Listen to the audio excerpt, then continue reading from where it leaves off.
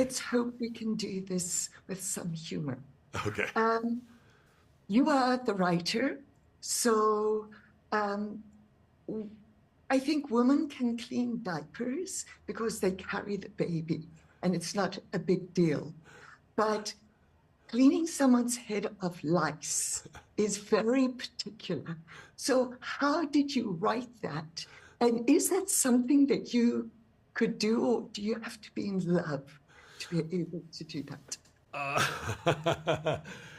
I think it's important if you want to do a good job, you need to love the person that you're doing it with because otherwise you might be grossed out. I think and we were really specific about that. It's a great question. We were really specific about doing that as a that scene as a way to show real intimacy. Because it is an intimate act. you know, I I don't know if I would let just a cameraman come and look at my head. I would feel too naked or something. And so I think it is a way, and it's such a great observation. It was something that was really vital. That scene is critical to see them kind of reconnect in that way as they have their hands in each other's hair. Andrew mentioned to us that you did stand up, and initially you received well, and then maybe not quite as well. How was that for you? Just tell me about that scene. It started as one of the best nights. I went downstairs at the Comedy Cellar. Absolutely, it went really well. It just killed, as they say. Tons of laughter, went great. And Liz, the manager who plays herself in the film, said, "Oh, you can go around the corner. There's another stage open." And went over, and I was just riding high on this wave of laughter and exhilaration. And I go in, and I absolutely got zero, no reaction whatsoever. It's humiliating. It really brings your ego, it deflates your ego, and it kind of levels the playing field. And you end up walking out of there going, okay, wait, maybe I shouldn't do any of this at all. Am I terrible? Am I the worst?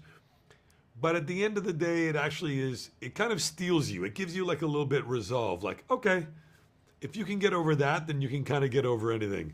I think it takes a lot of courage to do that. I also wanted to ask you just about some gender issues on a more serious note, because you're a writer. It seems like he says on stage the things he can't say to his wife. Mm. And I was wondering, is that something that is a guy thing, or is it individual to this character? I'm trying, I want to, no, I hadn't really thought about it that way. Certainly for Alex, it was a way because he hadn't been communicating with his wife and he hadn't been really communicating with himself or really understanding where he was at. He finds himself midlife and he's kind of lost perspective. I think that what we wanted to get to, and he ends up getting to, is we wanted to see men communicate in a way ultimately, or be vulnerable in a way that sometimes is not explored. And so that once he starts opening up, then he's able to start, and because I think that that's really beautiful when men can do that and they can break down those barriers.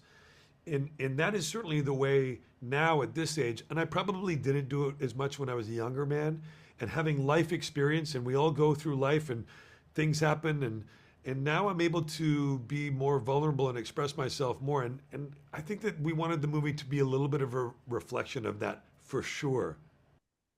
So the advice is all men should do stand up and have better relationships. You know what? It might not be a bad idea. That'd be a good bumper sticker.